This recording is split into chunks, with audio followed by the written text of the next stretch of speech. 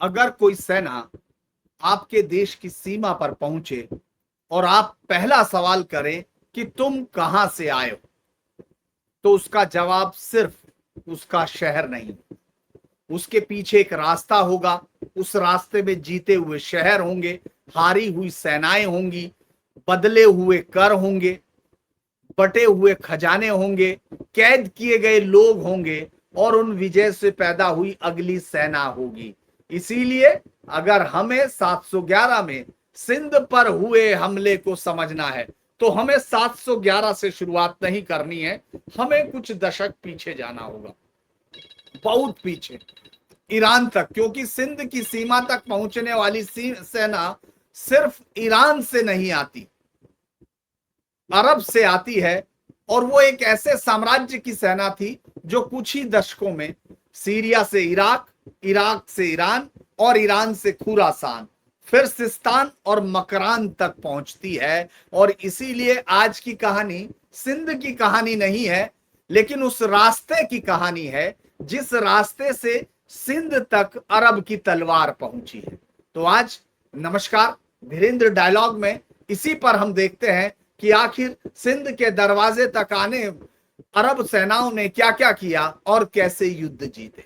सबसे पहला दृश्य ईरान से शुरू होता है। 7वीं शताब्दी की शुरुआत में ईरान कोई छोटा राज्य नहीं था दोस्तों, ये था ससानियन एम्पायर जिसकी दुनिया में धाक थी, और एक ऐसी सभ्यता जिसकी राजनीतिक और सांस्कृतिक जो उसकी झलक है वो पश्चिमी एशिया में सदियों से चल रही थी। यानी एक 602 से 628 तक बाइजेंटाइन्स एम्पायर के साथ इस सासानियन साम्राज्य का युद्ध लगातार चलता है और उसके बाद ये राज्य थक चुका होता है। यानी 26 साल तक चलती हुई एक लड़ाई से थका हुआ साम्राज्य है और जिसके यहां अब राज्य को लेकर झगड़े शुरू हो गए, यानी सक्सेशन का एक क्राइसिस बदल रहा था। राजा रोज ऐसे जैसे गुड्डे गुड़ियों का खेल हो ऐसे बदल रहे थे।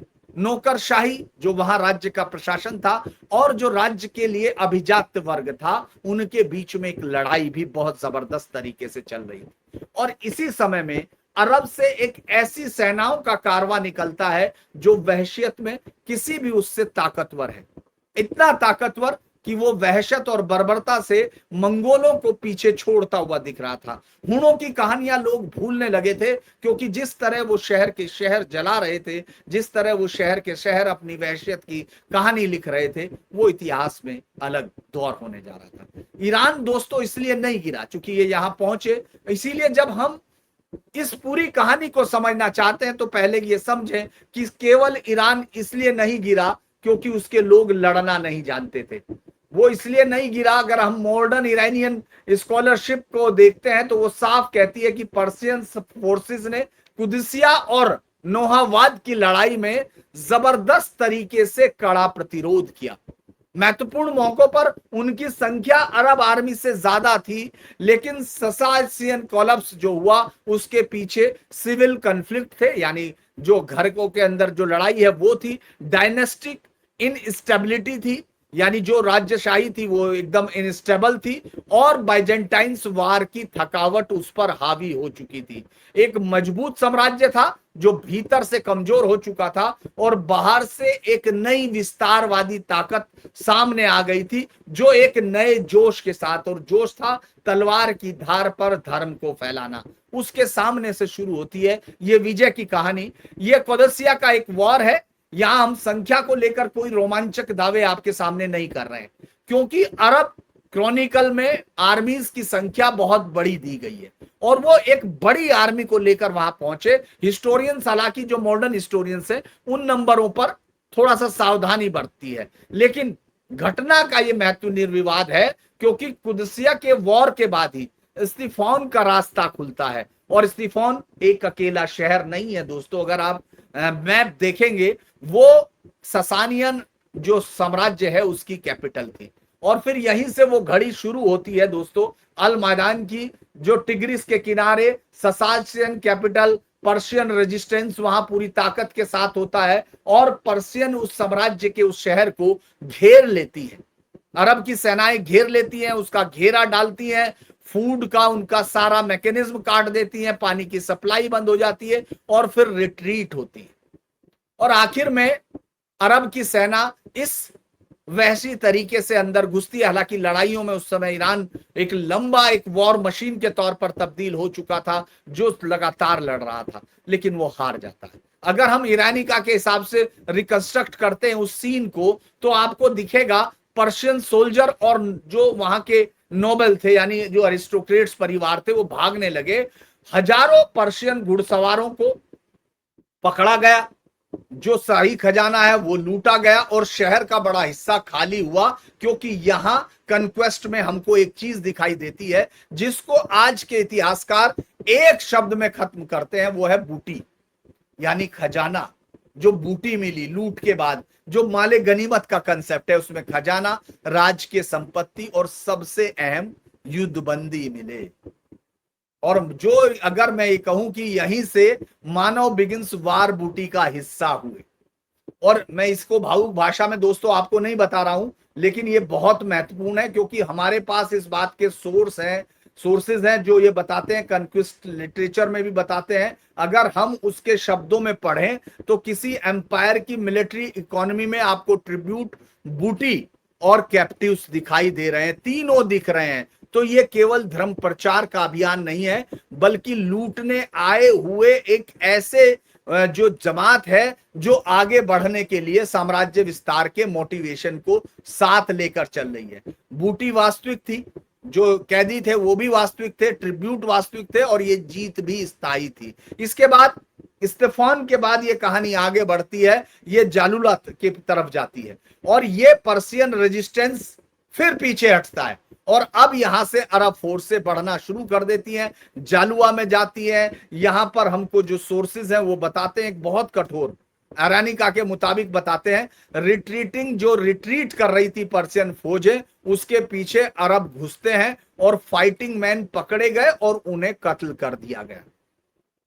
वुमेन्स, चिल्ड्रंस और प्रॉपर्टी कैप्चर की जा रही थी। और एक बात समझ लीजिए, किसी मॉडर्न कमेंटेटर की हमको ये आवश्यकता नहीं कि वो हमें बताए कि कन्क्वेस्ट कितना ब्रूटल था, क्योंकि इस्लाम की पूरी कहानी में ब्रूटलिटी उसके साथ साथ चलती है। अगर आप देखेंगे मूल हिस्टोरियन ट्रेडिशन भी हम पढ़े तो वो ये बताते हैं वहां के कि किस तरह से जो भी बच्चा था जिसके प्यूबिक हेयर आ चुके, यानी नीचे हल्के से भी बाल दिखाई देने लगे पुरुषों के, उन सबको काट दिया गया, उसके नीचे के गुलाम बना लिए गए और उनको मंडियों में बेचा जाना था। उसी तरह महिलाएं, नाबालिग बच्चियां, उन सबको गुलाम बनाकर ये अरब की सेना एक अलग ही दुनिया की तरफ आगे बढ़ रही थी। तो अब हम कैदियों की कहानी अगर हम बात करें, क्योंकि ये कहानी बहुत गहरी है। युद्ध समाप्त जब भी होते हैं तो सबसे पहला सवाल आता है कि आखिर कैदियों का क्या करें। आयरनिका क्रॉनिकल जो बताती है, उसकी रिसर्च जो कहती है कि शुरुआती इस्लामिक पीरियड में जो समृद्धि आ रही है वो पर्सिया से लाए गए बहुत सारे दासों की वजह से है, और ईस्टर्न पर्सिया के कैप्टिव को इराक के गैरिसन सिटी तक लाया जाता है। और वहां बसरा के बाजार जो दास मार्केट थे, चूंकि इस्लाम का उदय दास मार्केट पर बहुत डिपेंड करता है। अगर आप देखेंगे सिंध और उसके बाद के हिस्सों में और हिंदुस्तान के इस हिस्सों में जो वामपंथी इतिहासकारों ने सबसे बड़ा छल किया हुआ है कि वो दास बाजारों पर बिल्कुल बात नहीं करते, जबकि इस्लाम की इस पूरी जो अमानवीय वहशत भरी जो एक एक्सपेंशन है उसमें सबसे बड़ा हिस्सा ये दास का व्यापार है। अब आप इसको ये समझिए, क्योंकि वहां का एक डॉक्यूमेंट्स है जो मिलता है। एक डॉक्यूमेंटेड केस में सलाह इब्न अल रहमान के माँ बाप जो है सिस्तान में कैप्चर हुए और उनको बसरा के बाजार में बेचा गया। इस घटना को समझिए, क्योंकि एक बैटलफील्ड का स्टैटिस्टिक्स नहीं है, ये एक परिवार की कहानी है जिसको जिस तरह हम ब्यूरोक्रेट के तौर पर जानते हैं, उसी नौकरशाही का एक परिवार का, नोबल परिवार का ये बच्चा था। वो लिखता है अपनी कहानी में कि उसके माता पिता कैप्चर हुए और उनको दुनिया के बाजार, बसरा के बाजार में बेचा गया। यानी इतिहास के पन्नों से अब एक आदमी निकल के आता है जो आपको अपनी कहानी बता रहा है। लेकिन हर पर्शियन शहर में इस तरह, ज्यादातर शहरों में पर्शिया के यही हुआ। पर्शिया आगे की तरफ बढ़ता जा रहे थे और वहां रेजिस्टेंस जहां भी रहा वहां वायलेंस हुआ और वहां कैप्चर किए गए, यानी यहां सरेंडर किए गए, ट्रीटीज हुई, ट्रिब्यूट हुए। ये ईरान का इतिहास है। चूंकि आप सीधे अचानक अरब से निकलकर आपके दरवाजे पर आकर नहीं खड़े हुए, आपने इराक से, ईरान से, मक्का से आपने दौड़ पहुंचे, इराक तक पहुंचते हैं, इराक से ईरान तक पहुंचते हैं, और अभी आगे का सफर बाकी है, उस पर बात करेंगे। बस आप एक इमेजिन कीजिए, एक सेना जो मेसोपोटामिया से निकलती है, ईरानियन पठार की तरफ बढ़ती है, हर विजय से उसको खजाना मिल रहा है, उसको ट्रिब्यूट मिल रहा है, नई टेरिटरी मिल रही है, और सबसे महत्वपूर्ण है कि नए गैरिसन और मिलिट्री रूट उसके बनते जाते हैं, क्योंकि यही वो है जो असली कहानी दरवाजे तक लाता है। ईस्टर्न प्रोविंस खुल रहा है। एक समाज की जो अगर हम लोग उसको देखें, एक समाज लगातार, एक मिलिट्री लगातार आगे बढ़ती हुई आ रही है, और उसको रोकने में आपको कोई भी ताकत अब दिख नहीं रही है। अगर हम एक नए गैरिसन और मिलिट्री रूट को समझते हैं तो कूफा और बसरा, ये दो शहर हैं, इनको याद रखिएगा, क्योंकि ईस्टर्न यानी भारत तक पहुंचने वाले हर मिलिट्री जो अभियान है, उनको सबसे ज्यादा ताकत और पैसा यहीं से मिलता था। गैरिसन सिटी दोस्तों समझ लीजिए, ये वो शहर होते हैं जो कोई आम आदमियों को बसाने के लिए नहीं, बल्कि किसी दूसरे शहरों पर हमला करने के लिए रसद से लेके सेना तक के जो पूरी कार्रवाई होती है उसके केंद्र होते हैं। तो ये मिलिट्री लॉन्च पैड थे बेसिकली, अगर हम कहें। इसके बाद कूफा की स्थापना होती है 638 में। बसरा भी इसी समय गैरिसन सेटलमेंट के तौर पर बनाया गया। इन शहरों का महत्व इसलिए कभी नहीं था कि यहां लोग रहते हैं, बल्कि ये अरब मिलिट्री एक्सपेंशन के लिए ईस्टर्न थिएटर के मैन पावर और कमांड सेंटर थे। तबरी की अगर हम लोग अल तबरी को पढ़ें, सबसे इंपॉर्टेंट उस दौर का अगर आप इतिहास का ढूंढना चाहते हैं अरेबिक लिटरेचर का, तो अल तबरी है, जिसमें उसने लिखा है, अगर हम उसका देखें इस नैरेटिव को कनकस्ट के, तो उमर के दौर में ईस्टर्न कैंपिंग के लिए ट्रूप्स इन गैरिसन स्टेट से निकलते थे। तबरी के जो कनकस्ट वॉल्यूम है वो बताता है कूफा और बसरा से निकली मुस्लिम फौजों ने इस्तफान, हमादान, रावी, कुनब, कोम, जुरन, तबरिस्तान और खुरासान, फार्स, किरमान, सिस्तान और मकरान तक कैंपेन किए। अब आप अगर इसको एक मैप से देखना समझेंगे, फिर समझेंगे। कूफा से निकल के ईरान में, फिर आगे ईरान से सिस्तान, फिर मकरान, फिर इंडस। ये कोई एक इन्वेजन नहीं, बल्कि एक एक्सपेंडिंग मिलिट्री कॉरिडोर है। अगर आप ये देखेंगे तो आपके जहन में, जब आप इसको मैप से समझना शुरू करेंगे, तब आप ये समझ पाएंगे कि आखिर ये सेनाएं किस तरह बढ़ रही थी, क्योंकि यहां से वहां तक जाने का 75 साल का समय है दोस्तों। एक हीरोइक रेजिस्टेंस है, जिसका हम लोग चर्चा करेंगे अगले पार्ट में। ये सीताराम गोयल की किताब है, क्योंकि डॉक्टर राम प्रसाद मिश्र की किताब का एक बहुत ही महत्वपूर्ण चैप्टर हम आपके साथ बात करेंगे। लेकिन अब आते हैं जो नहावांद है, उसकी एक लड़ाई बड़ी इंटरेस्टिंग थी। ये 642 के करीब यहां तक पहुंच गए। पर्शियन हिस्टोरिकल ट्रेडिशन में इसको कहा जाता है विक्ट्री ऑफ विक्टोरियस, जीते हुओं की विजय। लेकिन हमें रिटोरिक से ज्यादा हमें देखने एविडेंस। आयरनिका के मुताबिक, जो ईरानी का जो वो है इतिहास की उनकी एक अपनी किताबों में, उनके मुताबिक नोहावांड की अरब विक्ट्री के बाद ईरानियन पठार का रास्ता खुल गया। अब आप एक कल्पना कीजिए कि मुख्य मिलिट्री रेजिस्टेंस टूट रही है, एक हिस्से की मुख्य मिलिट्री रेजिस्टेंस टूट रही है, और उसके बाद ईस्टर्न प्रोविंस की तरफ खुल रहा है, फार्स, किरमान, सिस्तान और खुरासान, और अंत में मकरान। ये नाम याद रखिएगा, मकरान, क्योंकि हिंदुस्तान की सबसे बड़ी ताकत आपको मकरान में मिलेगी। हम आपको उसके बाद के एपिसोड में भी बताएंगे, लेकिन इस समय भारत इस कहानी में मकरान से घुसता है। तो अभी हम भारत में नहीं है, अभी हम भारत के दरवाजे पर हैं, सिस्तान में है, क्योंकि ये क्षेत्र बहुत महत्वपूर्ण है। यहां ईस्टर्न ईरान और इंडियन फ्रंटियर की ज्योग्राफी एक दूसरे के साथ जुड़ती है, और यहां कहानी फिर से रंग बदलती है, क्योंकि ईरान को जीतना एक बात थी दोस्तों, और जाबुल और काबुल को जीतना दूसरी बात है।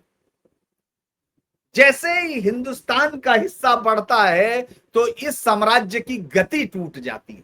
ये जो मिलिट्री कंक्वेस्ट है, जो अब तक आबाद बढ़ रहे थे, उसकी गति टूट जाती है, क्योंकि ईस्टर्न जो वेस्टर्न ईरान में चल रहा था, वो यहां ईस्टर्न फ्रंटियर पर नहीं रिपीट हुआ।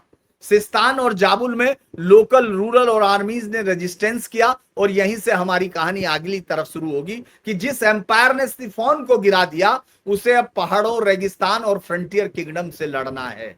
यही सबसे है, क्योंकि हमने अभी तक भारत पर हमला नहीं देखा। हमने केवल देखा है कि सेना कहां से आई, उसने रास्ते में क्या जीता और कैप्टिव कहां गए, उसकी मिलिट्री इकोनॉमी कैसे बनी और ट्रिब्यूट कैसे आया, गैरिसन सिटी कैसे बने और ईरान से आगे बढ़ते बढ़ते ईस्टर्न फ्रंटियर तक अरब हमलावरों की निगाहें कैसे पहुंची। अब अगला सवाल तो यही है कि क्या वो सेना भारत की सीमा पर भी उसी तरह सफल होगी जिस तरह से उसने ईरान को रोंदने में कामयाबी हासिल की।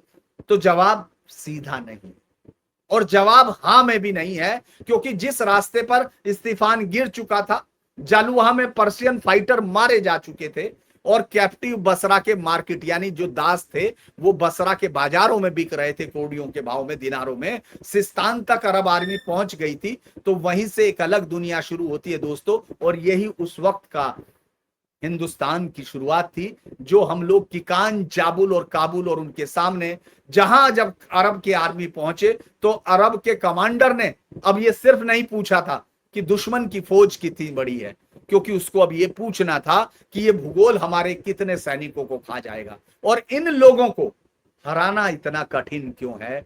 इन यहीं से अगली हम कड़ी शुरू करेंगे कि भारत की सीमा जब विजय की आदत पड़ी हुई एक बर्बर आर्मी को प्रतिरोध का सामना करना पड़ा तो सिंध तक पहुंचने में कितने साल लगे, ये हमारे अगले पेड़ की कहानी होगी। लेकिन दोस्तों मैं आपको सिर्फ ये बता दूं कि हम उस पर जाएंगे कहानी में, लेकिन एक लाइन से आप समझ सकते हैं कि मैं इसलिए इसको पढ़ देना चाहता हूं, चूंकि मैंने कहा कि आपको ये जो कहानियां मैं सुना रहा हूं ये इतिहास की हार्ड फैक्ट्स हैं, ये कोई कहानी नहीं है।